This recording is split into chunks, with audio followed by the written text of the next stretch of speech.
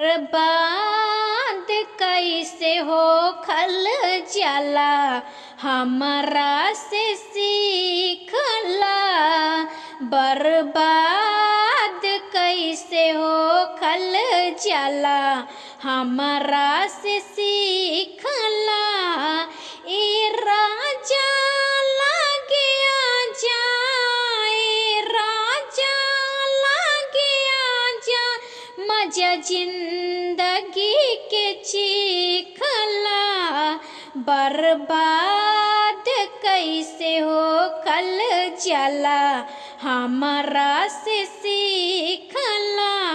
बर्बाद कैसे हो खल जाला हमरा से सीखला। सब मने के अगन चूर होई देहिया